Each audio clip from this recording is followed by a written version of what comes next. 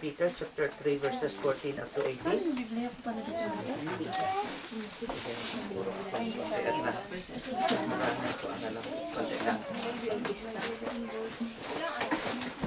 Okay. So 2 Peter chapter 3 verses 14 up to 18. Therefore, beloved, looking forward to these things, be diligent to be found by him in peace, without spot and blameless, and consider that the long suffering of our Lord is salvation, as also our beloved brother Paul, according to the wisdom given to him, has written to you, as also in all his epistles, speaking in them of these things, in which are some things hard to understand, which untaught and unstable people twist to their own destruction, as they also the rest of the scriptures. When David became old and almost... Okay, so hanggang hanggang sa verse na yon, hanggang verse 16. Okay, so bilang introduction ko, nung si David po ay ang last na siya pumunta sa digmaan, kamuntik-muntikan na siyang napatay ng kalaban. Nababasa niyo ba yon? Pero magmula nung time na yon, na-save siya, pero sabi ng mga soldiers niya, huwag ka nang pumunta sa digmaan dahil matanda ka na. Pero ang sabi ng Bible, okay, when David became old and almost killed in war, he was then prohibited to go to war, yet he became the light of Israel. Maaring hindi ka na effective, hindi ka na functioning properly sa pagiging soldier mo, pero ang potentials mo ay hindi limited sa isang bagay. Sabi doon, he became the light of Israel. Masarap isipin na ikaw nagiging light sa tahanan mo, ikaw nagiging light sa London. Matindi na yan. David became the light of Israel. Why? Because if you're not growing kasi, especially in knowledge, something is wrong. Kung napapansin nyo, ang topic natin is growing in the grace and knowledge of God.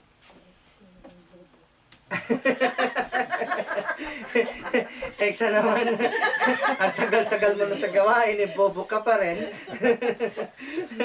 So, we should grow in knowledge. Amen ba? Nung ako'y maliit pa, hindi sa medyo, ewan ko kung agree kayo sa akin, ang education sa bansang ito ay far behind sa education sa Pilipinas. Behind, di ba? Agree ba kayo? Patunayan ko sa inyo. Umbaga, ang pagtuturo sa atin is toro talaga. Talagang pinupush ka ng husto. Dito yung assignment dito nilang mga primary dito, isang booklet lang, isang taon. Sa Pilipinas, trolley yung dala ni Darlene doon. Hina. Naalala mo dahil? Yung nga may pinag-usapan namin kanina. Ang dami nilang books, tapos trolley ang dala-dala nila araw-araw. Dito, isang booklet lang.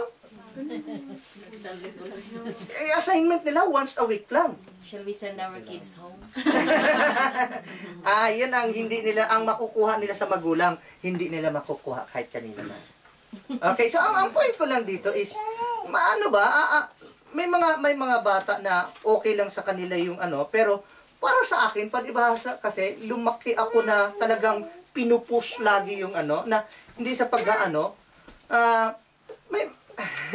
ito si Ella, medyo sabi nga niya, hindi pa raw nila na-touch ang multiplication at saka division.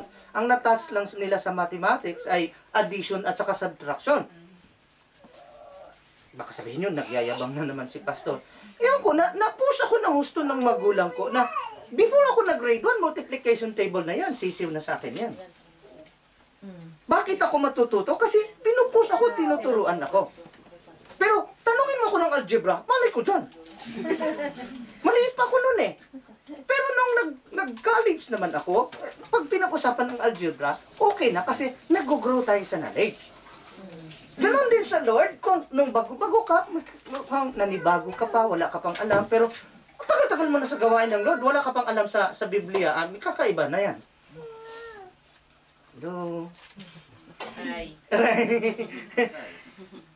Ako pagka mayroon akong natutunan sa isang tao, tinatandaan ko ng husto yan. Sabi ni Brother Mike, everything that is living grows. At ako po'y naniniwala dyan, kahit hindi pa siya ang nagtuturo dyan. Every living thing grows. nag-grow, medyo may diferensya ka. Baka patay ka na. Bobo. So, ang aim natin sa topic na ito, for us to grow in grace and knowledge of the Lord. Then, okay. So, tanong ko muna sa inyo, kaya ba yung nag-grow sa grace at knowledge sa Lord? I hope so. Ha? I hope so, or hindi ang sagot dyan is I hope so. You should be confident of your answer. Amen. By grace na tayo. Are you growing? Are you confident? Are you conscious or aware that you yourself is growing in the grace and knowledge of God? By God's grace and mercy. Nag-grow ka na nga ba sa grace at saka sa knowledge? Kumbaga, are you more are you wiser than you are 2 years ago or 5 years ago? Yes. Mabasa na, Pastor. Ang sagot doon is not we should be, kundi dapat alam mo kung hanggang saan ka na. Nasusundan ba? Okay, so una, para tayo mag-grow sa grace and knowledge sa Lord, we should be mindful of His words. Anong pagkaintindi niyo sa salitang mindful? Should be always in your Puno? Isinasa isip. Okay. Sabi ng clinical instructor ko noong college ako, para maintindihan mo ang karamihang mga medical terms, hiwa-hiwain mo. Ida-dissect mo. Halimbawa, mindful, pag hiniwa mo yan, dalawang word yan. Mind at saka full. So, para maintindihan mo ibig sabihin ng mindful, hiwain mo. Yung mind mo, full. Kasi mindful eh.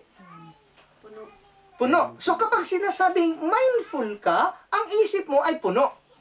Pero sa totoo lang, puno ba ang isip mo sa Word of God? Oh, nagurado ko sa inyo, hindi. Bakit? Anong puno? Saan na kayo kukuha ng overtime? Saan na kayo kukuha ng padala? Paano na kayo ang pagtisyon ng anak ko? Paano kayo nagkasakit? Paano kaya kung... Di ba? Nung sinabi ng Lord, do not worry. You should be mindful of His words. Pero instead na magiging full ang mind natin sa words niya, ang dami nang naka-occupy sa isip natin. Sa totoo lang. That's true. That's true. So, kaya naman pala, hindi tayo nag-grow kasi hindi nga full ang mind natin sa kanyang salita. Okay, so yan ang sinabi ng hindi yan verse 2. Doon sa verse, sino nakatanda ng ano natin? Ng text natin. Sa 2 Peter chapter 3 verse 14 up to 18. Okay, 14 up to 18. Okay, at least nag-grow ka nga. So ulitin ko ha. Therefore, beloved, looking forward to these things, be diligent to be found by Him in peace, without spot and blameless. Imagine, without spot and blameless, and consider the long suffering of our Lord is salvation, and also our beloved brother Paul, according to the wisdom given to him, has written to you, as also in all his epistles. Lahat ng kasulatan ni Paul. Okay, so dapat para tayo mag-grow, we should be mindful with his words which were spoken by the prophets. Mindful of the commandments, words, itong anuhan ng nagpalit kasi ako ng reference sa website sa ang Bible Gateway ang dating gamit ko, Blue Letter, nawala tuloy yung verse niyan. Ko yan ngayon. Okay, so una, words which were spoken by the prophets, pero maliban pa doon sa spoken by the prophets, mindful ka sa commandment ng Lord. Full ba yung mind mo sa commandment ng Lord? Ha? Thou shall not kill. Sino kayo? Yun lang ang... May gusto ka bang patayin?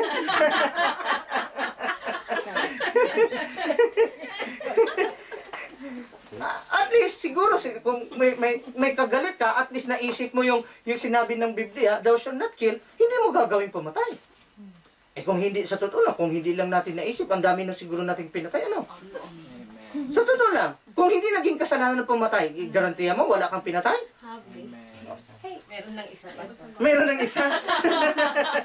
Lagi namin papatay. Okay, pangalawa, sabi ng 1 Peter chapter 1 verse 2, feed yourself with God's word. 1 Peter 1:2, as newborn babes, desire the pure milk of the word that you may grow thereby. Desire for spiritual food just like your body which hungers for physical food. So, kauhawan daw natin, kagutuman daw natin ang kanyang salita. Kung paanong nagugutom tiyan mo, nagugutom ba rin ang espiritu mo, ang kaluluwa mo? Alam niyo yung mga taong hindi nagugutom? May sakit lang. Tsaka, yung mga anorexic, walang ganang kumain. At saka, yung may mga psychological problems. Na itong na ngayong pinopost ni Sister Vivian minsan, na kapag ang lalaki daw taba, ang tingin sa salamin macho. Pero ang babae daw sexy, ang tingin taba. Anorexic. Kasi nga, may mga taong ang payat-payat, kasi ang payat na nga nila, pero ang tingin nila sa sarili, taba pa. Kaya may psychological problem sila, kaya nagiging anorexic sila. Nasusundan niyo ba ako? Yes. So, baka naman hindi ka nga anorexic physically, pero spiritually anorexic ka. Feeling mo, ang taba-taba mo na, kaya wala kang kagutuman sa salita ng Diyos kasi may anorexic problem ka. Wala kang kaganag-ganang kumain, tapos ang tingin mo sa sarili mo, ang taba mo na. In fact, ang payat mo. Nasusundan ba? Nagugutom ba kayo sa salita ng Diyos? Nagugutom naman pala, habaan na natin. Dito lang naman tayo eh. Okay, sa pangatlo, allocate time to gain knowledge. Pag-allocate pa kayo ng time para mag-gain ng knowledge? Nag-allocate ng Facebook? Paano ka nga naman mag-grow sa knowledge kung babad ka sa Facebook, hindi ka babad sa Biblia? Alam nyo ba pag nagpa-opera ka sa doktor sa Pilipinas, anong binabayaran mo? Anong tawag doon? Professional fee. Yung operation lang ba ng doktor ang binabayaran mo? No. Alin? Knowledge. Yung knowledge or yung pag-aaral niya para ma-achieve niya yung knowledge. Biro mo, natapos na yung ilang taon nilang pag-aaral, pero habang sila nag-oopera, binabayaran pa natin yung professional fee kasi pinaghirapan nila yon para makamtan nila. Amen ba? The more kang nag-aaral, the more na magiging mahal yung professional fee mo. Tapos, sana naman, magiging ito sa mga nag-i-exhort ng Word of God, na magkaroon kayo ng aspiration ba na hindi lang kayo hanggang exhortation, magkaroon man lang kayo ng aspiration na magiging makapag-preach kayo ng sarili na ilan yung tao, 100 plus yung tao, thousands yung tao, na sabay doon sa service natin. Hindi yung, exhortation lang naman yan, 15 minutes o 13 minutes. Pinagdadasal namin. Hallelujah. Amen. Kaysa naman hindi yung, kaya ko yan, 15 minutes lang yan. Yan bang, nag-a-aspire for more ka. Okay? So, allocate time to gain knowledge. Sabi ng verse 15, meditate on these things, give yourself entirely to them. Ano to? 1 Timothy chapter 4, verse 15. Meditate on these things, give yourself entirely to them, that your progress may be evident to all. Take heed to yourself and to the doctrine. Continue in them, for in doing this, you will save both yourself and those who hear you. Biro nyo? Sabi niya, take heed to yourself and to the doctrine. Give attention. Give entirely yourself. May mga taong kausap mo na at least nagiging honest yung iba. Sasama ka, pag-iisipan ko. 50-50. Pero pag sinabing, give entirely yourself, doon yung walang pang-agam-agam, walang reservation, kasi you have given yourself entirely. Sundan ba? Hindi sa pag-ano, no? Kaya naman na ako nag-grow noong sa pagbabasa sa knowledge sa Lord. Sabi ko nga sa inyo, nung first love ko sa Lord, nung una niya akong tinatch para mangaral, hindi mo ako mapanood ng TV. Pagsasayang ng oras yan. Basa ako ng basa ng Biblia. Hanggat sa kaya kong matandaan, tinatandaan ko yan. Hanggang ngayon, practice ko pa na hanggat kaya kong tandaan, tinatandaan ko yan. Kahit wala akong dala, hanggat kaya kong tandaan, tandaan ko yan. Hindi yung, andyan lang yan. Bakit? Paano ka mag-grow if hindi mo na-absorb? Spiritually diabetic ka na naman. Nakakuha ba? Okay, so, pang-apat, para mag-grow sa grace and knowledge ng Lord, become diligent to be found by Him in peace. Okay, James chapter 3, verse 18, now the fruit of righteousness is sown in peace by those who make peace. So kung hindi ka nagsusaw ng peace, hindi ka nag-make ng peace, natural, hindi ka magre-reap ng peace. Kung walang righteousness, walang peace. Isa pa, Isaiah chapter 32 verse 17, the work of righteousness will be peace, and the effect of righteousness, quietness and assurance forever. Ang pinaka-reason kung bakit nawawala ang peace sa isang tao is kung nawawala ang righteousness. No righteousness, no peace. There's no peace for the wicked. Eh sabi doon, become diligent to be found by Him in peace. So magiging righteous ka. Okay? Ephesians chapter 2 verse 14, for He Himself is our peace, who has made both one, and has broken down the middle wall of separation. Naalala niyo yung sinasabi kong sa inyong nag-holiday na instead na adjacent rooms yung kinukuha, ay connecting rooms yung binigay? Or instead na ang dapat sa kanya is connecting rooms, adjacent ang binigay. Naalala niyo ba yan? Naintindihan niyo ba ang kaibahan ng connecting rooms at saka adjacent rooms? Adjacent is magkatapat. Magkatapat. Pag connecting rooms, Magkatabi. oh hindi. Magkaano lang. Hindi, magkasama. Kapag sinasabing connecting rooms, iisang pinto lang ang papasukan nyo, pero sa loob, maaring 2 o 3 rooms. Yun yung sinasabing connecting rooms. Ang adjacent room, kapag sinasabing room 15, bukas ka sa pinto na yan, hanggang dyan lang yan. Ang kasunod noon, room 60 na. Adjacent rooms yon or katapat. Merong pinto sa gitna. Kasi ganun sa hotel sa amin. Connecting rooms nga yun. Connecting rooms. So, kapag di pamilya, dapat ang kukunin ay connecting rooms. At least, hindi ka nalalabas pa doon sa corridor para papasok ka doon sa adjacent rooms. Pero kapag connecting rooms lang, doon sa isang pintong pinasukan nyo, ando doon lang kayo. Kaso lang, nagkataon, itong nag-holiday nga is naubusan ng connecting rooms, adjacent ang naibigay sa kanya.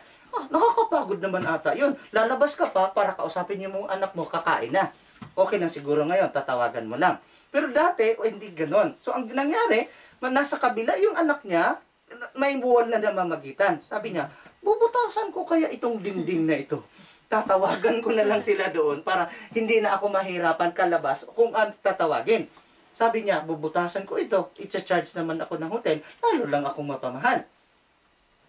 Nasusundan. Ang nangyari sa atin, between God and man, mayroong wall of partition na namamagitan. Ito yung sinasabi ng Ephesians chapter 2 verse 14. Pero, for He Himself is our peace, who has made both one, and has broken down the middle wall of separation. So, yung wall na namamagitan between God and man, binutas, sinira ng Lord yun, para ikaw mayroon ng access sa God the Father.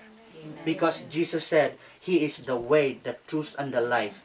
No one could come to the Father except by Him. So dahil mayroon ka ng connection sa Lord, mayroon ka ng access sa God the Father, mayroon ka ng peace. Amen? Nasusundan ba? Parang sinasabi nyo, manhid naman to si Pastor, pagod naman kami sa kapapasyon. 2 Peter chapter 1 verse 2, grace and peace be multiplied to you in the knowledge of God and of Jesus Christ, Jesus our Lord. Saan daw mag-multiply yung peace? In. So, grace and peace be multiplied to you in the knowledge of God. So, kung wala kang knowledge, hindi ka magkaroon ng peace. Ay, ba't hindi nakasaksak yan?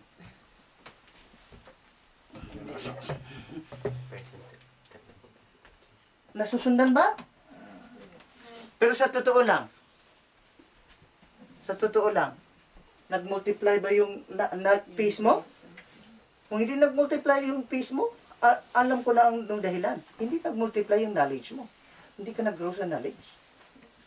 Sabi dyan grace and peace be multiplied to you in the knowledge of God. So mag-multiply yung peace na yun as you grow in the knowledge. Hello? Kaya nga may mga tao kahit anong gawa, kahit may problema na sila, hindi sila bothered, hindi sila worried, hindi sila anxious. Bakit? Kasi may peace sila. Kilala nila ang Diyos nila. Amen? Okay, pang-5, be diligent to be without spot and blemish. Ano nga ibig sabihin ng diligent ulit? Earnestness, pagiging eager, Pag nagsusumikap ka, may fervent ano ka, may fervent effort ka, hindi ka basta-basta nag-give up kasi ganyan ang ibig sabihin ng diligent. Working hard ka. Working hard ka ba to be without blemish? Okay. Saan si Arlene? Okay, bobo na talaga ako. Okay. Sa dami ng kaharap ko, dami pang iniisip. Alam ni Arlene gaano magmura ang mga taga-Bohol. Pagka malakas magmura ang isang Bisaya, it's either Bohol yan or Leyte. Na tumaba ka lang ng konti, murahin ka ng katakot-takot, kulira, bakang jawaan, itambok, mga buwanga ka. Ganyan ang murahan sa amin. Eh, siyempre, kung doon ako lumaki, part na ng ano ko yan, part na ng language ko yan. Ang akin, hindi ako masyadong nagmumura, pero meron akong ano ba, yung ano ng babae, yun ang madalas lumabas sa bibig ko noon. Lalo pag naglaro ako ng basketball, tapos nagkamali ako ng pasa, ay, lalabas agad sa bibig ko yun. Parang dito, Pastor, yung mga puting na gano'n. Oo. Mayroon din ako niyan, pero nung nag-a-attend ako ng prayer meeting, or binago ako ng Lord, sabi ko, ang sama pala pakinggan. What about lintik? Lintik. Ganyan. Mura ng Ilonggo yan eh. Kaso lang, One of my brother, he's driving in Manila and he said, lintik. I said, ay, why are you telling that word? He said, it's lintik, it's not bad. lintik pala, sa Ilonggo pala ay linti. Lintian. At least ba, kapag napigil mo ang sarili mo dyan, nag-grow ka nga sa blemish. Kasi without blemish, ang pagharap natin sa Lord. So, ibig sabihin, kung hindi ka pa nag-grow sa isang bagay, or hindi, walang nabago sa'yo, walang naalis sa'yo, hindi ka nag-grow sa grace. Ayan si Yani. Sana naman, hindi ako hiyain ni Yani. Sabi niya, believe nga ako sa'yo, pare, kahit anong galit mo, hindi ka mapamura eh. Kahit lagi kong naririnig sa kanya. Pero lang. May karaan yan.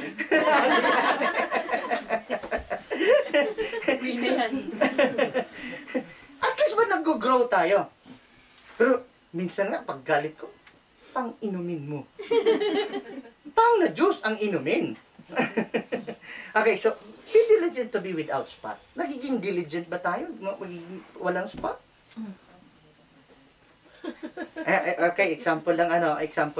Palibhasa kasi ako mag-booking ako nito. Alam niyo naman, ako lagi namamalansya. Lalo na sa mga pantalon at long sleeve ko. Alam ko paano plantsahin na maganda naman tingnan. Nung hindi ako namalansya, si Mrs. namalansya, hanggang dito lang yung may ano dito. Sabi ko, ayusin mo naman. At least ba, kapag alam mo na kung ano yung tama, makikita mo na ang mali. Nasusundan po ba ako?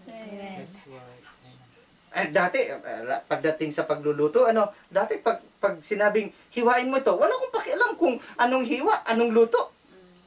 Kaya tuloy, naghiwa ako ng sibuyas para sa para sa pansit. Ang hiwa ko parang pang tuloy. Hindi, pang sweet and sour. Pakialam ko, at the end, ngunguyain mo rin naman yan. Bakit pa ati-ati pa ng hiwa? Pagdating kay Bibian, hindi pwede yan. Ay, hindi mali ang hiwa mo. Hindi pang yung hiwa na yan. Pangit naman, pang pansit, tapos ang hiwa mo, pang sinigang. Pangit nga tingnan. Pangit nga tingnan. So, kapag alam mo ang tama, nakikita mo na ang mali.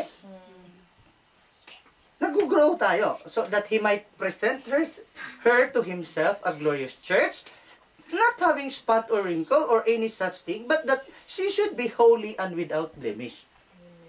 So pagharap natin sa Lord, perfect, without spot, without wrinkle, without blemish.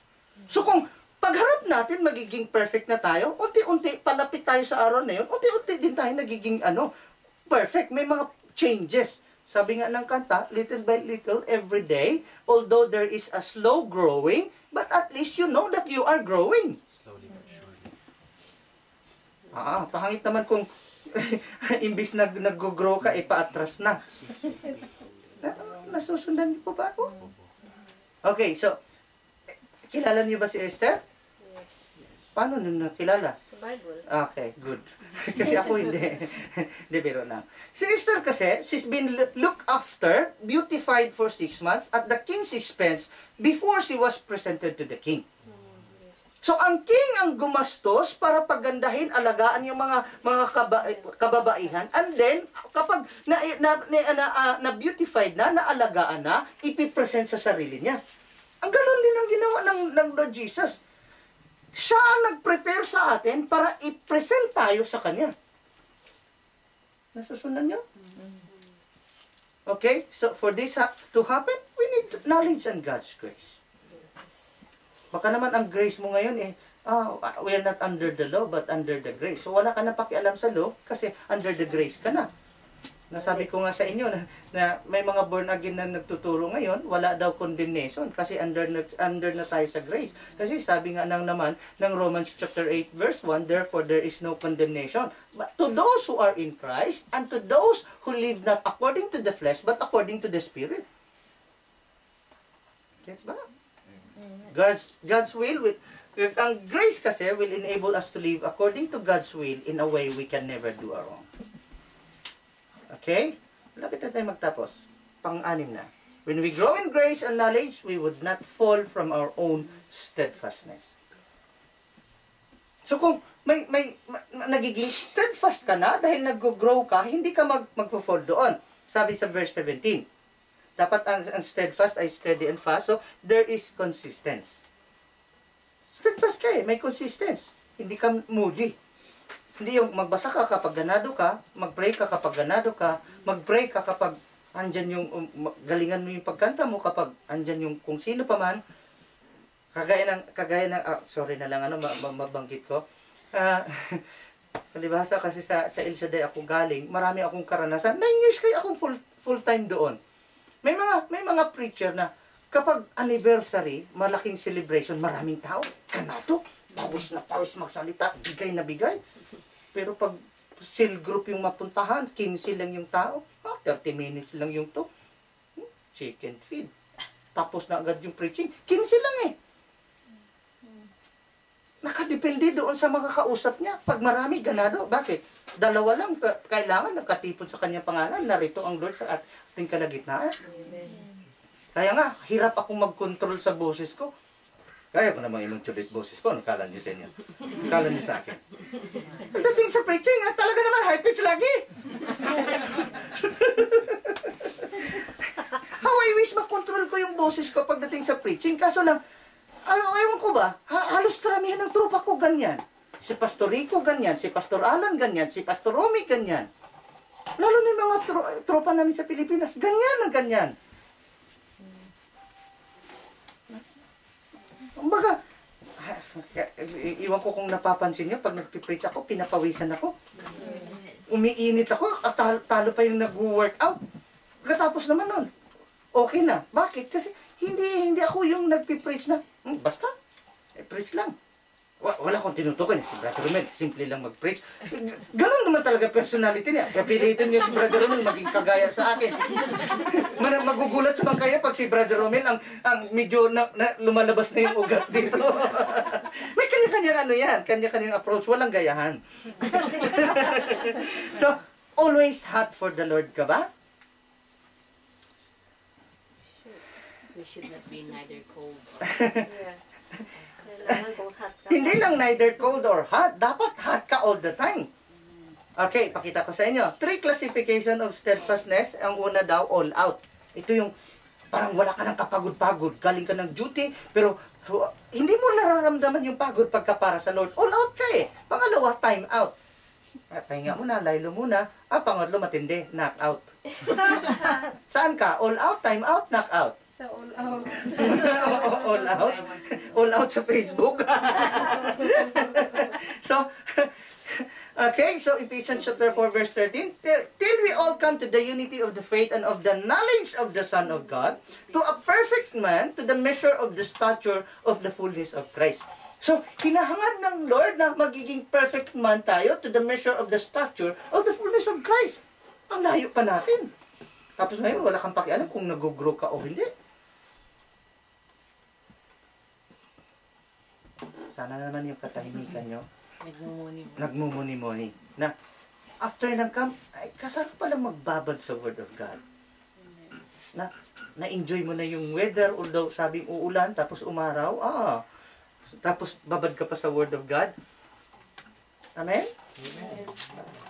That we should no longer be children. Ang mga bata kasi, tossed to and fro and carried about with every wind of doctrine by the trickery of men in the cunning craftiness of deceitful plotting. Ang bata, madali mo lang lansehin. Yung logic nila, hindi pa ganun kalalim na ipakita mo lang yung positive or advantage side. Madali mo silang makonvince. Kaya nga, maano sila, ma-deceive sila sa cunning craftiness of deceitful plotting.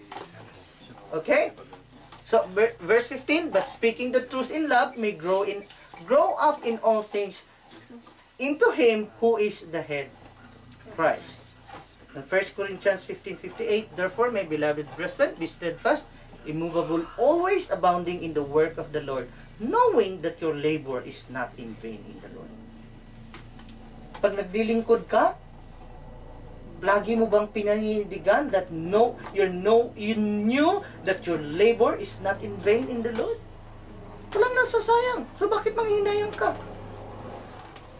Nakikita man ng tao yan, na-appreciate ng tao yan. Kitang-kita ng Lord lahat ng pagpapagal mo. Amen ba? Maaring hindi ko masuklian ang mga paglilingkod nyo sa ministry. Nakikita, na-appreciate ko yung paghihirap nyo. Pero lahat na yan ay hindi yan nakaligtaan ng Lord. So, pang-pito, if we grow in grace and knowledge of God, we will not be led away with the error of the wicked. Jude 1:11, woe to them, for they have gone in the way of Cain, have run greedily in the error of Balaam for profit, and perished in the rebellion of Korah. Si Cain kasi just started with an acceptable offering and ended up killing his brother. Biro nyo? Hindi lang tinanggap yung offering niya, nang humantong sa pinatay yung kapatid niya. Hindi ako manhid sa mga mukha niyo, parang sinasabi niyong pagod na nga kayo. Si Balaam naman was a man of God, but he taught Balak how to entice the people of God. Hindi mo kayang sumpain yan hanggat wala kang wickedness na nakikita sa kanila. So sinabi niya kay Balaam, kay Balak na kapag mga yan ay may kasalanan, padalhan mo sila mga kababaihan, i-curse ng Lord yan. Okay, isa pa, si Korah naman, mga rebelde, mga rebellion. Korah and his group served the Lord as well, but became hungry to authority. Okay? 2 Thessalonians chapter 2, verse 3, let no one deceive you by any means, for that day will not come unless the falling away comes first, and the man of sin is revealed, the son of perdition. 1 Timothy chapter 4, verse 1. Matindi ito. Now, the Spirit expressly says that in the latter times, some will depart from the faith, giving heed to deceiving spirits and doctrines of demons.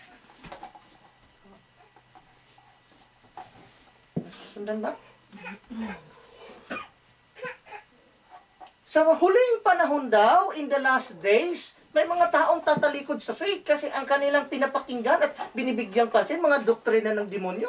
Matindi yan. Kahit ngayon, sa dami-dami ng mga denominasyon at sikta, hindi mo malalaman kung hindi ka spiritually equipped sa Word of God, hindi mo alam kung sino nagsasalita ng totoo. Amen ba? Okay. Speaking lies in hypocrisy, having their own conscience seared with hot iron. Forbidding to marry and commanding to abstain from foods which God created to be received with thanksgiving by those who believe and know the truth. Dami nilang pinagdebatihan. Bawal kumain ng ganito, bawal kumain ng ganyan. Tapos, ang pakialam naman ang pagkain mo pagdating sa paghahari ng Diyos. Bakit? Pag hindi ka ba kumakain ng baboy, ligtas ka na. Kung hindi ka kumakain dinuguan, mas mabait kayo kaysa akin. Kasi sinahaluan ko pa ng puto. Matthew chapter 24:24, for false Christ. Isa na si Kibuloy dito, sorry na lang. Pero si Kibuloy, nagdeklara talaga siya na siya si Kristo.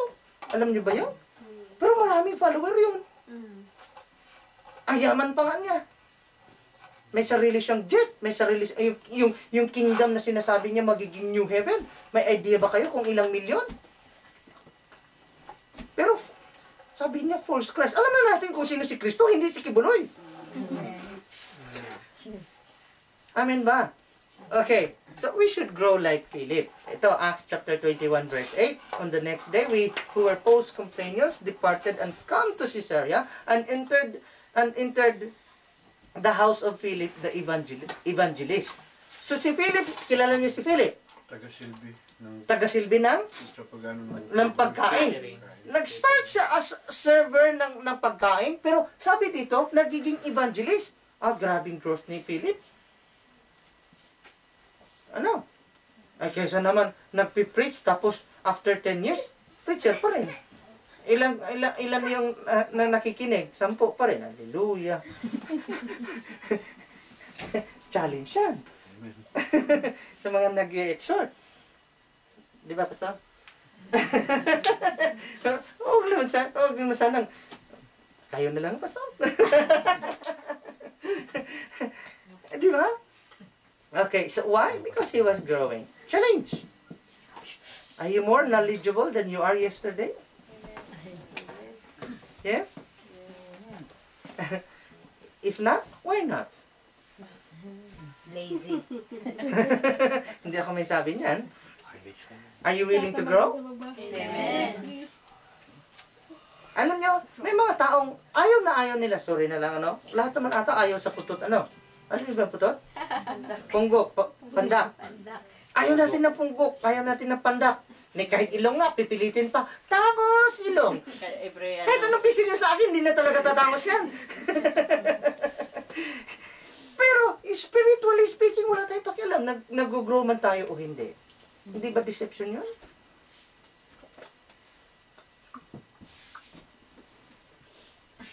What will be the changes you take for yourself to grow? Pagbabasa ng Bible, pagbabasa ng mga word of God. Bawasan kaya yung Facebook? More on Bible kaya ano? Yes. So- Magbabawas. Definitely. Magbabawas. Oh, hindi ko kayo i-require bawasan yung Facebook, pero kung nakapag-Facebook kayo isa o dalawang oras, yung 15 minutes man lang doon, kung magawa niyo yung 30, gagawin niyo pagbabasa sa Bible at pag-meditate, pag-pray, palaki na ng growth niyo. Binabawasan na nga yung pass kasi walang signal.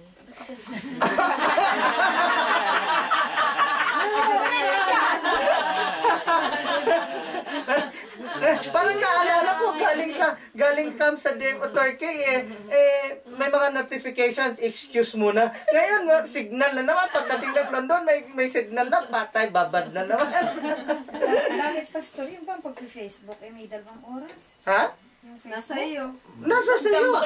Bakit sa tingin mo, 2 oras lang yung iba? Hindi, pag binasa ko yung message doon, tapos na. Wala. Ikaw yun. Anong ginagawa sa Babasahin mo Ha? yung ibang newsfeeds. Wala. Wala. Paano ka makakita ng newsfeed? Wala ka namang kaibigan masyado eh. May bata ka pa sa Facebook kasi. Mag-chat-chat kayo na. Hindi kasi wala naman akong madami doon sa Facebook. Kaya Binibigyan lang kita ng idea. Paano na lang kung kagaya ko, 2,000 plus yung friends ko. 10 man lang doon mag-hi sa akin. 10 man lang may mga like o notification. Agaw oras yun. Baka sabihin nyo, lagi ka namang online, Pastor. Hindi ko naman naglalag out. Lalo pag sa bahay na. Sabihin nyo, Hindi rin nakalag out.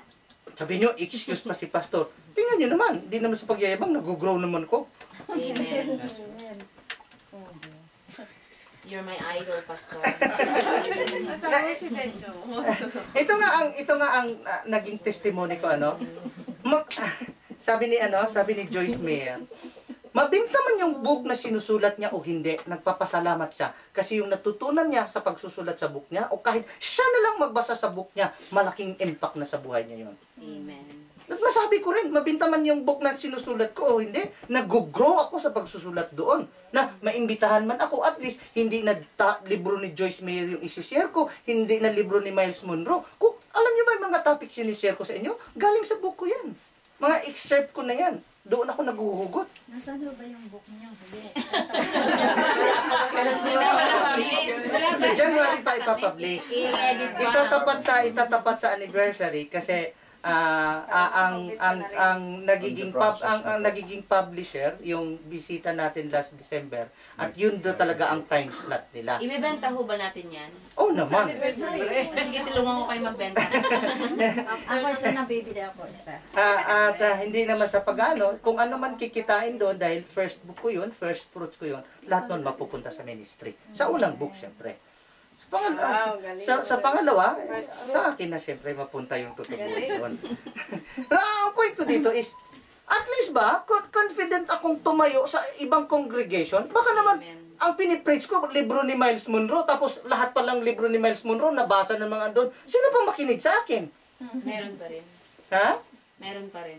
Pero pag ako nakarinig, pag ako nakarinig ng isang pastor, nagsasalita, tapos ang topic niya galing sa isang book na nabasa ko, sabi ko, nabasa ko na yan, bakit pa ako makinig? Di ba? So at least ba, may nag-grow ako, nasabi ko nga sa inyo, na ang pag-i-expose ko ngayon, yung Matthew chapter 6 verse 24 and 25, that we cannot serve both God and money, we cannot serve two masters, na-expose ko yan. Umatras pa ako sa Matthew chapter 5, umabot pa ako ng Matthew chapter 7. Noon, pag nag-expose ako, 5 verse lang. Ngayon, halos 5 chapter, kaya kong yung i-expose in one topic. Ikaw kaya? Matalino. Hindi sa talino yan. Alam niyo, patunayan ko sa inyo, sabi ng Biblia, ang mga mangmang ang ginagamit ng Lord para hiyain ang marunong. Kung magre-rely ako sa talino ko, sasabihin nila, ang kagaya ng sinabi mo, matalino yan. So, ang excuse mo, hindi kasi ako matalino kagaya ni Pastor. Sabi ng 1 Corinthians chapter 1 verse 29, so that no flesh shall glory before the Lord. Hindi natin kayang agawin ang glory ng Lord. Ayaw niya na yung mga matatalino ang gagamitin kasi imbis na ang glory sa kanya, mapunta sa kanila. Sasabihin mo, talino yan. Hindi, ang glory napunta sa akin, hindi sa Lord. Kaya ng talino ko yun. Ang dami ko kayang iniisip sa ospital. Ito nga, papatapos na tayo. Dadaanin ko lang kay example na lang, galing ako ng night duty, nagpunta ako ng Kingston. Palibasa kasi hindi ako sanay sumakay ng bus. Galing ako ng Kingston, papunta ng Putney Bridge, siyempre, para makauwi. Tapos, ang pagtingin ko doon sa bus stop, hindi ko napansin yung 85. Tingin ko sa kabila, may 85. Di sumakay ako. Pa-Kingston pala yun. Nung papaikot na ng roundabout, pilit na akong binaba ng driver. Last stop na Tawid naman ako sa kabila. Nagtataka ako, saludo yung driver sa akin. Pagbalik ko sa upuan, andito pa rin yung kanang sigarilyo. Tapos may sinabi yung driver, saka ko lang na-realize, you're on the wrong direction. Kaya pala sa saludo, hindi lang niya masabi, ang bobo mo! Ganyan.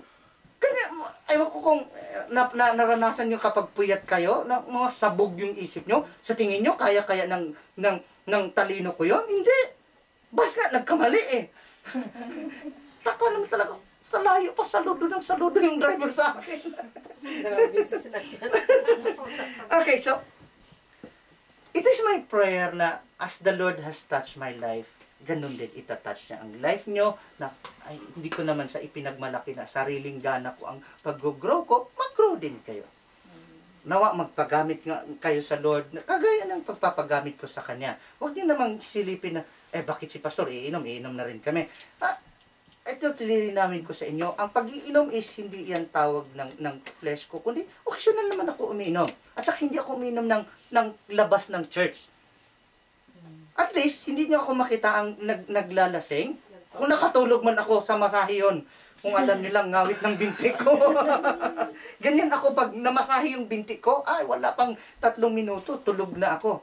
Alam ni Ded yan, alam ni Ian yan. Kasi pag nagpapamasahe ako, pakikiramdaman ni Ian yan.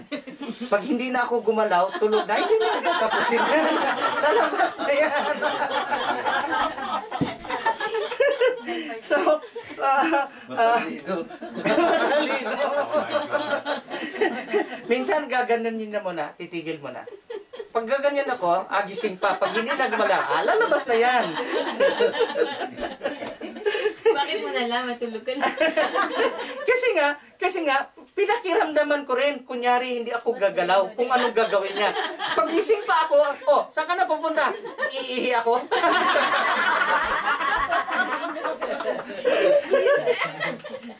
So, bihira ako magpatong ng kamay sa inyo. Sa sandaling ito, sasamantalahin ko yung pagkakataon. Alam kong gabi na, hindi naman ako magpakahaba sa pagpatong ng kamay. So, it is my prayer na sa pagpatong ka ng kamay sa inyo ngayon, the Holy Spirit will tremendously move in your life. Amen? So, manalangin muna tayo bago tayo magpatong ng kamay. Lord, pinasalamatan po namin, Panginoon, ang buong maghapong muli na ipinagkaloob mo sa amin. Salamat sa iyong salita. Salamat sa kaloob mo sa amin sa ministry na ito. Salamat sa buhay ng bawat isa, especially sa mga choirs, Panginoon. Alam mo po ang kanilang pagpapagal sa buhay ng mga trustees, sa buhay ng mga nagluluto, nag-iimbita, maging sa bawat isa sa amin, Lord. I personally thank you sa bawat kaluluwa na ipinagkatiwala mo sa ministry na ito. Dalangin ko po, Lord, na ikaw ang patuloy na kumilos sa kanilang mga buhay. Sa ganun po, Lord, mag-grow kami in the grace and knowledge para hindi kami mahahantong kami sa pagiging spotless at blameless sa iyong harapan. It is my prayer, Lord, na patuloy mong pagkadalisayin ng aming puso. Inihingi po namin ng tawad ang aming mga pagkakasala, ang aming mga karumihan, sa pananalita man, sa pag-iisip man, at sa aming gawa. Linisin mo kami sa banal na dugo ni Jesus. At let the fulfillment of your word be accomplished in our lives tonight, O God. That on the last days you will pour out your Spirit upon all flesh, and all flesh shall see your glory. It is our prayer, O Lord God, that you will impart the same anointing that you have given to your servant, O Lord. As I lay my hands on them, O God, let your Spirit move into their lives. Be the King and Governor of our lives. As it is our prayer, as the Lord Jesus taught us, let your kingdom come and let your will be done. In Jesus' name. Amen. Amen. So, inanyayahan ko